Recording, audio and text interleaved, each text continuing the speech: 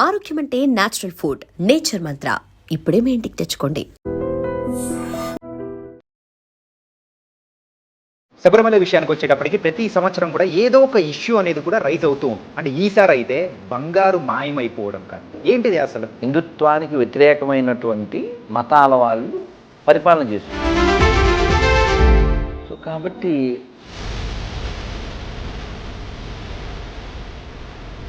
స్వామివారికి అరవణ పాయసం తెలుసు కదా, బ్లాక్ కలర్, అది తయారు చేయడానికి కాంటాక్ట్ ముస్లింలకు ఇచ్చారు. ఏదో ఉమ్మేయడమో ఇంకోటి ఏదో కలపడం ఏదో ఉంటుంది. అంటే ఎలాంటి విషయాల్లో మన హిందువులు బాధ్యత తీసుకోవాలి అని మీరంటారు? ఇప్పుడు సెక్యులరిజం అంటే ఎందులోనూ వెళ్ళిపెట్టకూడదు. ఇప్పుడు గవర్నమెంట్ అంటే ఏంటండి, మార్చ్ డాన్, మార్చ్ బైటింగ్ డాన్. దీపావళి వచ్చిందంటే ఖచ్చితంగా ఢిల్లీలో క్రాకర్స్ కాల్చకూడదు. మరి దాని గురించి ఏమంటారు? నేను చెప్పానుగా, పొజిషన్లో నువ్వు కూర్చునేంత వరకు ఆ పొజిషన్ వాళ్ళు ఇలాగే ఉంటారు. ఓకే, మీ సాంగ్ ఒకటి బయటికి కూడా వచ్చి అందరూ బాగా ఎంటర్టైన్ అయ్యారు. అండ్ నెక్స్ట్ తర్వాత ఏంటి? ఇంకోటి రెడీ అయింది, ఇవాళే వచ్చింది, కొద్ది రోజుల్లో దాన్ని రిలీజ్ చేస్తాం. అది కూడా సేమ్ ఆ టైప్లోనే ఉండబోతుందా, కొంచెం వ్యంగ్యంగా? కానీ అలా కాదు, ప్రశస్త హైందవ ప్రజానీకమును. మీ ఇంతకు మీ గోల్ ఏంటి? గోల లేకుండా ఉండడమే గోల్. ఇంత పబ్లిసిటీ చేయడం వల్ల, రావడం వల్ల ఒక రాజకీయ కోణం ఉంది అని కూడా కొంతమంది అంటున్నారు. మరి దానికి మీరు ఇచ్చే సమాధానం ఏంటి? ఇప్పుడు మీరు అన్నదే అనుకుందాం, నాలాంటి వాడు ఎవడన్నా నిలబడితే కనీసం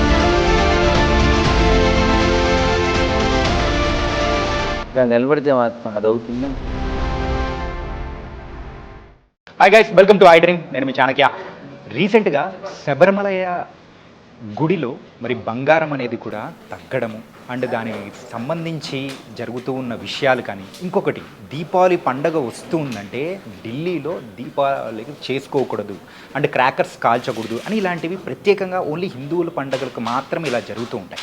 ఇలా ఒకటా రెండా కాదు, చాలా ఇష్యూస్ అనేది కూడా జరుగుతున్నాయి. మరి దీని గురించి మనకు చెప్పడానికి, ఆయన మాటల్లో వివరించడానికి ఇప్పుడు మనతో పాటు కూడా ఉన్నారు రాధా మనోహర్ దాస్ గారు.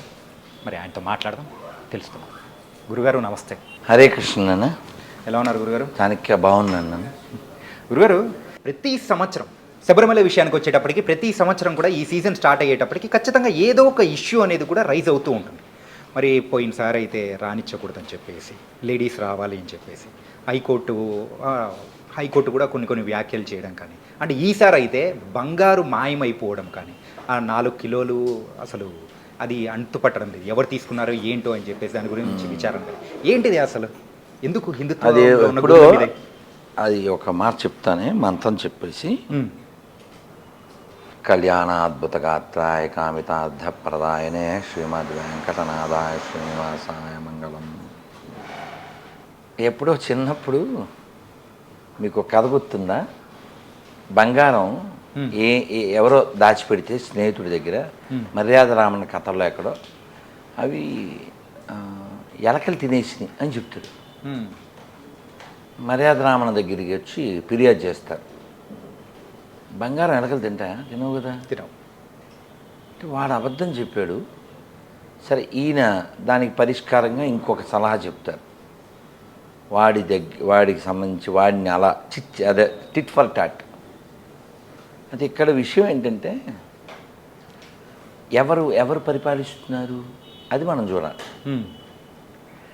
అయ్యప్ప స్వామి యాత్ర జరగడం వలన కొన్ని 100 కోట్లు 1000 కోట్లు కేరళ గవర్నమెంట్కి వస్తుంది. కానీ ఫెసిలిటీస్ చాలా దుర్భరంగా ఉంటాయి. ఎందుకంటే వాళ్ళు హిందువులు కాదు కాబట్టి, పరిపాలకులు హిందువులు కాదు కాబట్టి, హిందుత్వానికి వ్యతిరేకమైనటువంటి మతాల వాళ్ళు పరిపాలన చేస్తున్నారు. సో కాబట్టి వాళ్ళు గుళ్ళో బంగారం పెట్టి గుళ్ళే మింగేస్తారు. పెద్ద అందులో పెద్ద టాపిక్కే ఉంది. స్వామివారికి అరవణ పాయసం అని ఒకటి తెలుసు కదా, బ్లాక్ కలర్, అది తయారు చేయడానికి కాంటాక్టు ముస్లింలకు ఇచ్చారు. మరి ఇప్పుడు ఏమైందో తెలియదు. సో వాళ్ళు పాపం వాళ్ళ ఆచారాలు వాళ్ళకు ఉంటాయి కదా, అదో ఉమ్మేయడమో ఇంకోటి ఏదో కలపడమో ఏదో ఉంటుంది. సో కాబట్టి మన ధర్మనాశనం చేయడానికి కంకణబద్ధులైనటువంటి వారు పాపం రాజకీయాలు అక్కడ చేస్తున్నారు. శంకర్లు పుట్టిన చోట ఇటువంటి శంకరజాతి ఉన్నప్పుడు బంగారం పోవడం పెద్ద విషయం ఏముంటుందంటే పెద్ద టాపిక్ ఇది. కానీ ప్రతి సంవత్సరం అనేది కూడా ఏదో ఒక ఇష్యూ ఇదే టైంలోనే రైజ్ అవ్వడం అనేది దాని వెనకలు ఉన్న అంటే దాన్ని ఎలా చూడొచ్చు అంటారు? అంటే నాన్న ఇప్పుడు ఈ దేశాన్ని ఆక్రమించాలంటే హిందుత్వం వీక్ కావాలి. హిందుత్వం వీక్ కావాలంటే ఇలాంటి పొరంబోకు పని ఏదో ఒకటి చేయాలి వాళ్ళు. అట్లా ఇప్పుడు అయ్యప్పస్వామి మీద ఉండేటువంటి ఆ భక్తి అది పాడైపోవాలి అంటే ఇలాంటి ఇష్యూలు. అప్పుడు చూశారు కదా, ఇప్పుడు ఆ గుళ్ళోకి ఎవరు రాకూడదు? ఈ స్త్రీలకి కొన్ని రోజులు 4-5 రోజులు నిషేధ కాలం ఉంటుంది. అలాంటి వాళ్ళు మాత్రమే రాకూడదు. ఆడపిల్లలు 10 ఏళ్ళలోపు పిల్లలు రావచ్చు, 50 దాటిన వాళ్ళు రావచ్చు. దాని మీద ఇష్యూ చేసింది ఎవరు? Non Hindus. దాని మీద కోర్టులో కేసు వేసింది ఎవరు? నాన్ హిందూ. ఇంకా అంటికంటే జోకి ఏంటంటే తీర్పిచ్చింది లేడీస్ కాకుండా మగోళ్ళు. అర్థమైందా? 5గురేమో బెంచ్ ఉండాడు అప్పుడు. ఆ బెంచ్లో ఒక లేడీ ఉన్నారు. ఆవిడ సార్ ఇలా చేయకూడదండి అని చెబితే నీకేం తెలదు, స్త్రీల విషయం స్త్రీలకు తెలదు, ఈ స్త్రీగాళ్ళకి తెలుసు. అది అలాంటి వాళ్ళందరూ తీర్పులు ఇచ్చే ప్లేస్లో ఉండడం, సమాజాన్ని అల్లకల్లోలం చేయడం. ఇప్పుడు మనకి ఎన్ని తెలుసా నీకు? మొత్తం మన దేశంలో ఎన్ని కేసులు పెండింగ్లో ఉన్నాయో తెలుసా నీకు? లక్షల్లో ఉన్నాయి. 5 కోట్ల. కానీ ఈ ఓయో బ్యాచ్ గల్లీలు అంటే ఎలా ఈ దేశాన్ని ఈ దేశపు అస్తిత్వాన్ని నాశనం చేయడంలో ఏదో పోనీ కమ్యూనిస్టులు అలా ప్రయత్నించారంటే ఒక అందం వాళ్ళ భావజాలం ప్రకారం. కాంగ్రెస్ వాళ్ళు ప్రవర్తించారంటే అది విదేశీ పార్టీ, కమ్యూనిస్టు విదేశీ పార్టీ. పోనీ ఏదో క్రైస్తవులు ముస్లిమ్స్ ప్రవర్తించారంటే అది విదేశీ మతాలు. అలా ప్రవర్తించడం న్యాయమే. ఇప్పుడు మన ధర్మాన్ని నాశనం చేయడానికి వాళ్ళు నలుగురు ప్రయత్నించడం సహజంగా వాళ్ళ మస్తకాల పుస్తకాలను బట్టి న్యాయమే. కానీ being a judge should not have grudge కదా. పెద్ద మనిషిలా ఉండాలి కదా. ఏదో పరమానంద శిష్యుల కథలో పెద్ద మనుషుల్లా ఉండకూడదు. వాళ్ళు అంటారు ఒరే పెద్ద మనుషులు అంటే వీళ్ళేరా అంటారు కదా. ఆ పెద్ద మనుషులు ఇప్పుడు పెద్ద మనుషుల్లా ఉన్నారు. అది మన దురదృష్టం. అయితే ఈ దురదృష్టానికి కారణం బాధ్యత లేనటువంటి, బాధ్యత తీసుకోనటువంటి హిందువులు. హిందువులు బాధ్యత తీసుకుంటే చాలా పనులు చక్కబడతాయి, చాలా తీసుకోవట్లేదు అంతే. అంటే ఎలాంటి విషయాల్లో మన హిందువులు బాధ్యత తీసుకోవాలి అని మీరంటారు? నేను ఉదాహరణకి ఇప్పుడు ఇక్కడే పడుకోవాల్సి వచ్చింది అనుకుందాం, మనం తడిగా ఉంది అనుకుందాం, ఏం చేయాలి? చూస్తాం ఏదో క్లాతో మ్యాటో లేకపోతే ఆ కుర్చీకి ఉండదు, ఏ సొల్యూషన్ ఈ రాత్రి గడవాలి, పొద్దున్న వరకు ఉండాలి. ఈ సొల్యూషన్ ఏంటి? ఓ క్లాత్ కదా. అలా ఈ దేవాలయాల విషయం కావచ్చు లేదా ఇంకోటి కావచ్చు, ప్రతిదానికి ఒక సొల్యూషన్ ఉంటుంది. ఇక్కడ తడి తొడవడానికో గొడ్డను వెతుకుతున్నావా లేదా? ఇలా ఇలా ఇలా చూస్తున్నాం. అలా ప్రతి సమస్యకు సొల్యూషన్ ఉంది. ఇప్పుడు మన దేవాలయాల మీద మాత్రమే తీర్పులు ఇచ్చేటువంటి కోర్టులు ఎవరో కేసు వేశారు మసీదులలో ఆడవాళ్ళ ప్రవేశం గురించి. లేదు తీర్పు ఇచ్చారు. వాళ్ళ మత విషయాల్లో మనం వేలు పెట్టకూడదు అన్నట్టు. ఇప్పుడు సెక్యులరిజం అంటే ఏంటి? ఎందులోనూ వేలు పెట్టకూడదు కదా. ఎందులో వేలు పెట్టకూడదు. ఇప్పుడు గవర్నమెంట్ అంటే ఏంటండి? Watch dog, not biting dog కదా. సో ఎవరైతే ధర్మనిష్ట లేదో, న్యాయనిష్ట లేదో అటువంటి వాళ్ళు పొజిషన్లో ఉండటం వల్ల ఇవన్నీ వస్తున్నాయి. కాబట్టి ఆ పొజిషన్లో నువ్వు కూర్చో, నువ్వు మీన్స్ హిందూ కూర్చో, సెట్ అయిపోతుంది అంతే. ఏమన్నా సింపుల్. అలాగే దీపావళి వచ్చిందంటే ఖచ్చితంగా ఢిల్లీలో క్రాకర్స్ కాల్చకూడదు అండ్ దాంతోపాటు కూడా సో ఎప్పుడూ లేనిది ఈ టైంలోనే ప్రత్యేకంగా మన హిందూ పండుగలకు మాత్రమే గుర్తొస్తూ ఉంటుంది. మరి దాని గురించి ఏమంటారు? మరి ఈసారి ఏమన్నా మార్పు ఏమన్నా రావచ్చు? లేదు నాన్న, నేను చెప్పానుగా, పొజిషన్లో నువ్వు కూర్చునేంతవరకు ఆ పొజిషన్ వాళ్ళు ఇలాగే ఉంటారు. ఓకే.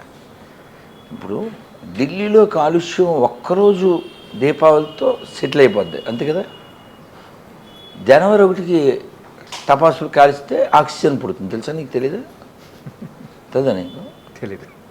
జనవరి 1కి కాల్చేటువంటివి, పుట్టినరోజుకి కాల్చేటువంటివి, పార్టీలు ఫంక్షన్లో కాల్చేటు ఆ టపాసుల్లోంచి ఆక్సిజన్ పుడుతుంది. దీపావళికి కాల్చే టపాసుల్లోంచి మాత్రమే పొల్యూషన్ వస్తుంది. అది ఆ పొల్యూటెడ్ మైండ్స్ యొక్క మెంటాలిటీ. ప్రజెంట్ ఇప్పుడున్న జనరేషన్ ఒకసారి చూస్తూ ఉంటే ఈ భక్తి అనేది తగ్గుతుందని మీరు అనుకుంటున్నారా లేకపోతే పెరుగుతుంది అనుకుంటారా? భక్తి చాలా పెద్ద పదము. ఒక సంతోషకరమైన విషయం ఏంటంటే యంగ్స్టర్స్లో ఇది పెరుగుతుంది. యంగ్స్టర్స్లో ఇది పెరుగుతుంది, ఇది ఆనందకరం. ఎప్పుడైతే యువతలో భక్తి పెరిగిందో సహజంగా సమాజంలో క్రైమ్ రేట్ అది తగ్గుతుంది, ప్రశాంతత పెరుగుతుంది. అది లేనప్పుడు ఏమవుతుందంటే, నిన్న ఏదో వార్త చదివాను ఫేస్బుక్లో ఎక్కడో, ఒక ఇద్దరు పిల్లల తల్లి రీల్స్ చూస్తూ వాడు ఎవరికో అట్రాక్ట్ అయ్యి విజయనగరం నుంచి నరసరావుపేట ఎక్కడికి వచ్చేసి ఆ పిల్లల పాపం పోలీస్ స్టేషన్లో ఉంటే పోలీసులు చూస్తున్నారు. పెద్ద మనుషులు వచ్చి చెప్పినా ఆవిడ వినలేదు. అలా ఒక తల్లి దిగజారిపోవడం మనం ఊహించగలం. తల్లికి పిల్లల కంటే ఎవరు ఉండరు కదా. వాడెవడో రీల్లో పరిచయం అయిపోయి, మనం ఇంతకుముందు కూడా చాలా విన్నాం. విశాఖపట్నంలో పాపం భర్త చెప్పాడంట, వాడు ఆల్రెడీ ఆవిడ తప్పుటడుగు వేస్తే కూడా ఫోన్లే జరిగితే జరిగింది, ఇద్దరు పిల్లలు జరిగింది, దాన్ని వదిలే మనం జీవితం ప్రశాంతంగా గడుపుదామంటే ఆ ప్రియుడితో ఈవిడ కలిసి ఆయన్ని చంపేసింది పాపం. ఆ మధ్య హిమాచల్ ప్రదేశ్లో హనీమూన్కి వెళ్తే ఇంకొక ఆవిడేమో డ్రమ్ములు. ఇలాంటివన్నీ ఎందుకు జరుగుతున్నాయి అంటే పెంపక లోపం. ఇప్పుడు చదువు అనే పేరుతో అందరినీ గాలికి వదిలేస్తున్నారు. ఈ చదువు రావట్లేదు, ఇవి అక్కర్లేనన్నీ వస్తున్నాయి. ఇప్పుడు నాలెడ్జ్ ఉంటే ఏమవుతుంది, ఇది నేను కాదు, అది జ్ఞానం. ఇది నేనే, ఇది అజ్ఞానం. ఈ అజ్ఞానం దండిగా ఉన్నప్పుడు ఏమవుతుంది, వాడితో సుఖపడదాం. మొన్న పిల్లని చంపేసింది తల్లి. ఇంకెవరు చెప్పుకోవాలి? కాబట్టి జ్ఞానం అనేది పంచబడాలి. ఆ జ్ఞానం భౌతికతలో ఉంది. మాతృదేవో భవ, పితృదేవో భవ, అతిథిదేవో భవ, ఆచార్యదేవో భవ. అసతోమా సద్గమయ, తమసోమా జ్యోతిర్గమయ, ముచ్చోర్మ అమృతంగమయ. ఇటువంటి జ్ఞానం పంచబడాలి. ఈ దేశం ఎంత గొప్పదో చెప్పబడాలి. ఇవేం లేకపోతే ఈ ఆడపిల్లలు ఎలా తయారంటే వాళ్ళు తయారవుతారు, మగపిల్లలు అలాగే తయారవుతారు. హాయ్ బ్రో అని కళ్ళు ఎగరేస్తారు. ఎక్కడో జీవితం ముగిసిపోతుంది. ఎంత వాల్యుబుల్ బాడీ ఇది, మళ్ళీ వస్తుందా? ఎందుకు ఇచ్చారు, ఎవరిచ్చారు? ఈ బాడీ అసలు ఏ పర్పస్తో వచ్చింది? ఏ స్పృహ లేకుండా, సోయి అంటారు కదా, ఆ సోయి లేకుండా సోది చెప్పుకుంటూ రాత్రి 1 గంటకి 2కి 3కి కొండ బిర్యానీ తింటూ ఎక్కడో అలా నాశనం అయిపోతున్నారు. అలా కాకూడదంటే జ్ఞానం ఉండాలి. ముందు అమ్మా నాన్నకి జ్ఞానం ఉండాలి, అప్పుడు పిల్లలకు వస్తుంది. ఓకే. కాబట్టి అన్నిటికీ సొల్యూషన్ నాలెడ్జ్. ఆ జ్ఞానం పంచబడాలి. ఆ జ్ఞానం భగవద్గీతలో ఉంది, భాగవతంలో ఉంది, రామాయణంలో ఉంది. రాముడు చూడండి, ఆ చైర్లో కూర్చోవడానికి అనౌన్స్మెంట్ అయింది, రాత్రికి మొత్తం తిరగబడిపోయింది. పొద్దున్న ప్రకటన, రాత్రికి విఘటన. రాముడు ఎందుకు అని అడగలేదు. అలాగే నాన్నగారు అన్నాడు, అడవికి వెళ్ళిపోయాడు.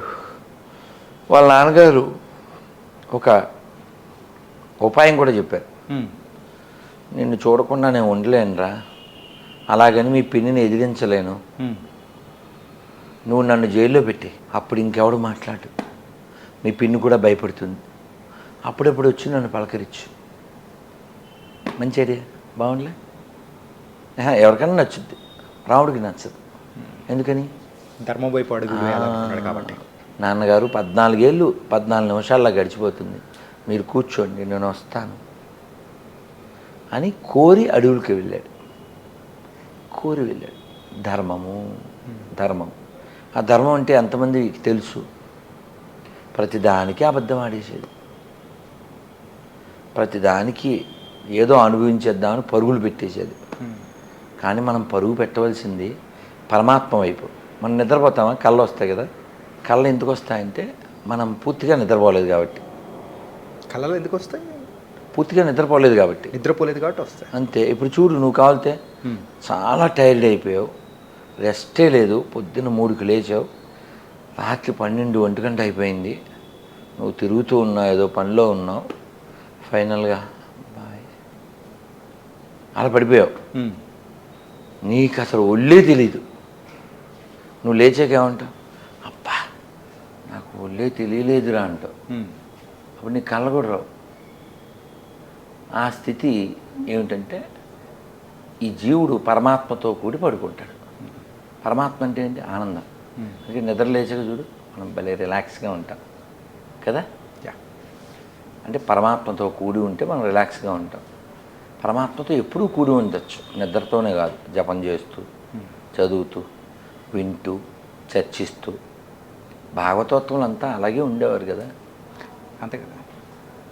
అంటే ఈ మధ్యకాలంలో మీరు అంటే పంచే జ్ఞానం కానీ అన్నీ చూస్తూ ఉంటే ఇప్పుడున్న జనరేషన్ వాళ్ళకు దానికి తగ్గట్టు మీరు కూడా మారి చెప్తున్నారనిపిస్తూ, దానివల్ల ఎప్పుడైనా రీజన్ ఏంటి? మీ ప్రశ్నకి సమాధానం, అమ్మ పసిబిడ్డలకి సెర్లాక్ అంటారు కదా, అది కలిపి అందులో పాలు ఏదో కలిపి ఆ స్పూన్తో అలా కొంచెం కొంచెం పెడుతుంది. అవునా? ఎందుకు? వాళ్ళకి అన్నం అది పెట్టకూడదు, అరగదు కదా. అవును. వీళ్ళంతా పసిపిల్లలు లాంటి వాళ్ళు, అలా మెత్తగానే పెట్టారు. అవునా? ఆవకాయ అన్నం పెడితే కారం. అందువలన ఈ కాలం పిల్లలకి, చెడ్డ పిల్లలు కాదండి, ఈ కాలం పిల్లలు అందరూ చెడ్డోళ్ళు కాదు. ఆడపిల్లలు కానీ మగపిల్లలు కానీ ఎంతమందో బంగారు తల్లులు ఉన్నారు, ఎంతోమంది బంగారు కొండలు ఉన్నారు. ఇప్పుడు ఎవరో పిల్లోడు ఏదో సమస్య వాళ్ళ ఊళ్ళో ఫోన్ చేశాడు, ఏం కాదు నాన్న జపం చేయనా నాన్న, ఎన్నిసార్లు చేయాలి గురువుగారు అని అడిగాడు. అంటే వాడు చేసే ఉద్దేశం ఉండబట్టే కదా 108 సార్లు చేయనానని చెప్పాను. దేవుడి దగ్గరే నిలబడి చేయాలా అండి అన్నాడు.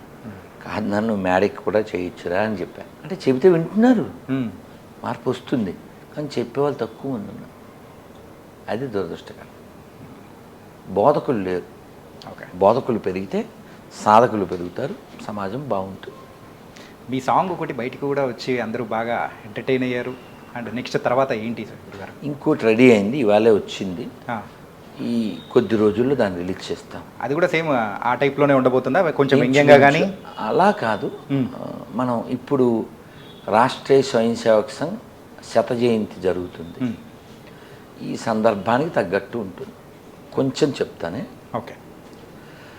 ప్రశస్త హైందవ ప్రజానీకమును ప్రేమ సూత్తమున కలపండోయ్, సమస్త మానవ కళ్యాణానికి చక్కని బాటను వేయండోయ్, భారత కీర్తిని నిలపండోయ్, మన భారత కీర్తిని నిలపండోయ్. అసలు ఇంతకు మీ గోల్ ఏంటి గురుగారు? The final goal? మంచి ప్రశ్న నాన్న.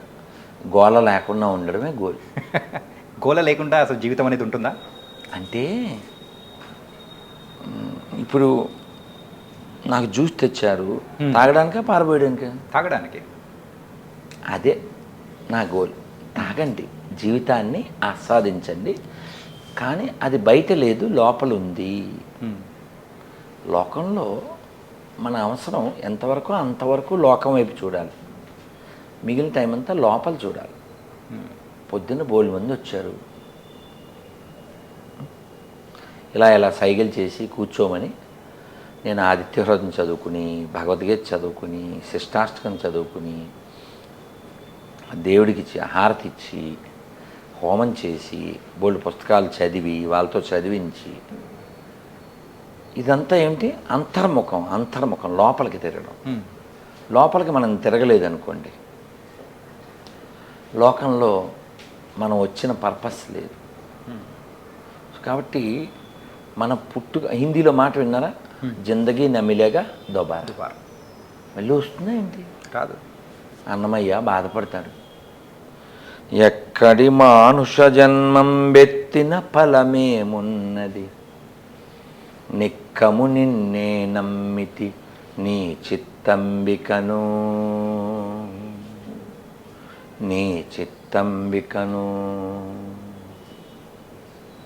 విడువను ఆహారంబును విడువను ఇంద్రియ భోగము విడువను నా లంపటము మాధవ నీ మాయా విడిచెద షట్కర్మంబులు విడిచెద నాచారంబును విడిచెద వైరాగ్యంబును మాధవ నీ మాయా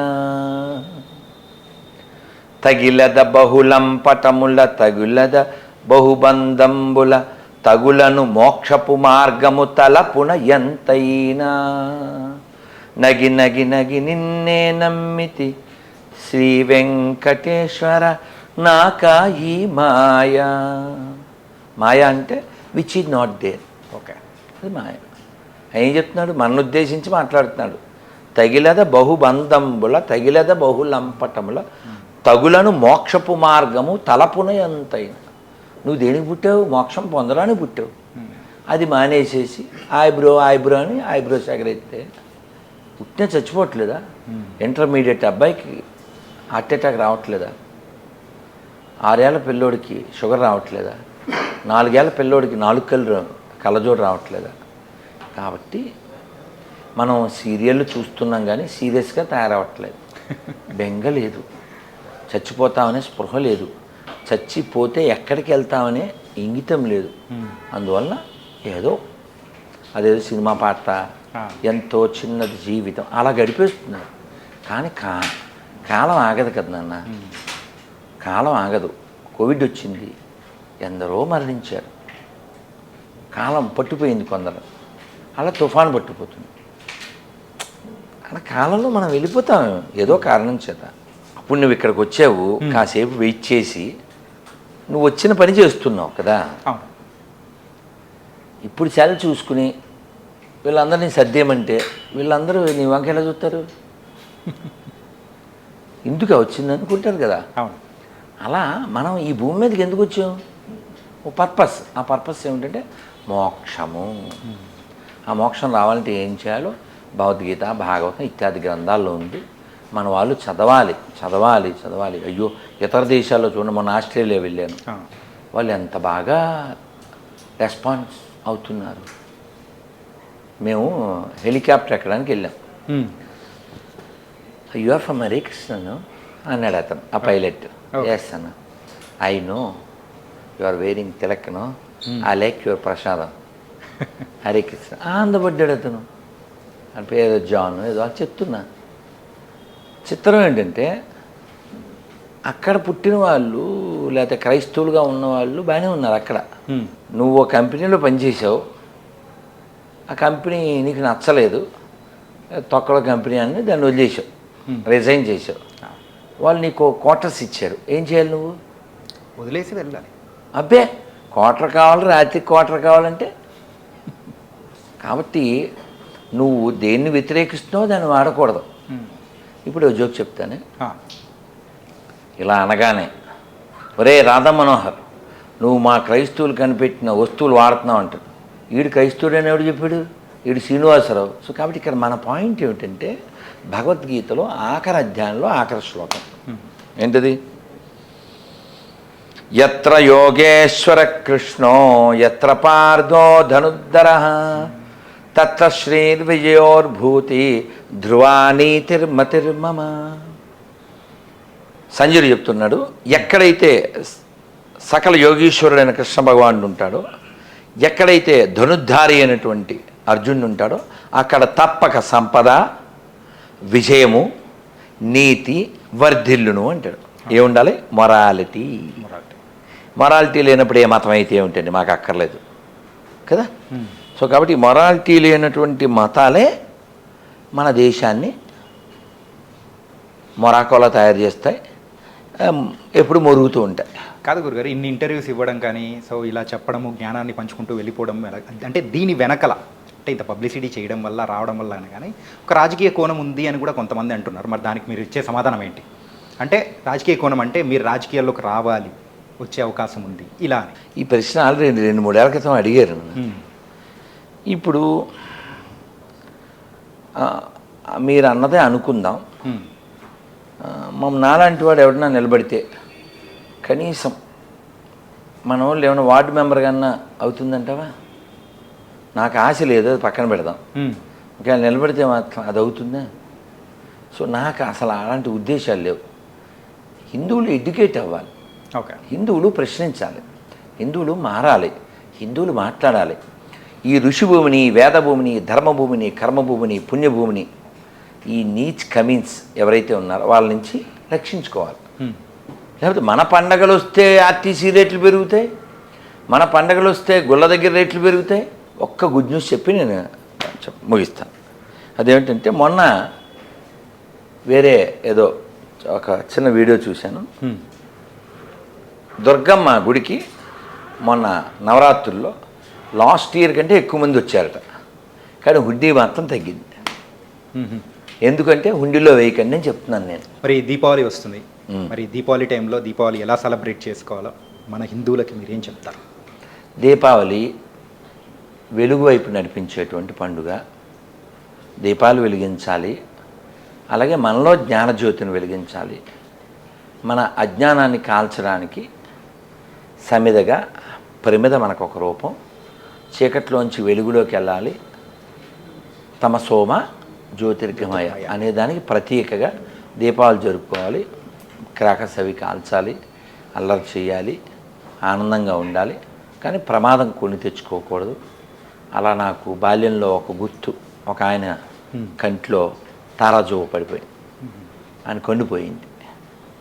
సో అలాంటి ప్రమాదాలకు గురిక ఇంకొక పిల్లోడేదో కాలు చేతులు పోయినాయి. ఇలా చాలా ఇలాంటివి ఏమి కాకుండా అల్లరి బాగా నేను కూడా కలుస్తాను, బాగా తగలేస్తాను, అనుమానం ఏం లేదు. రచ్చ చోపియా అలా చేస్తాం. కాబట్టి దీపావళి టపాసులు కాల్చండి, ఆనందంగా ఉండండి. కానీ ఒక్క పెద్ద రిక్వెస్ట్ ఏంటంటే కొనేటప్పుడు తినేటప్పుడు కొంచెం హిందీలో దేకండి. అంటే ఏంటి హిందీలో దేకు అంటే ఏంటి చూడమండి. దీపావళికి యాడ్ ఇచ్చారు ఏదో కంపెనీ వాడు. దీపావళి ఎవరి పండుగ? హిందువుల పండుగ. కానీ అందులో ఉండే ఒక స్త్రీ బొట్టు ఉండదు. చదవుతుందా? ఇప్పుడు మల్బార్ అని ఒక గోల్డ్ షాప్ ఉందండి, అతని దగ్గర అందరూ కొంటుంటారు హిందువులు. అతను స్కాలర్షిప్లు ఎవరికి ఇస్తారు అడుగు? ఓన్లీ వాళ్ళ మతం వాళ్ళకే ఇస్తాడు. కాబట్టి కొనేవాళ్ళు ఆలోచించాలిగా కదా.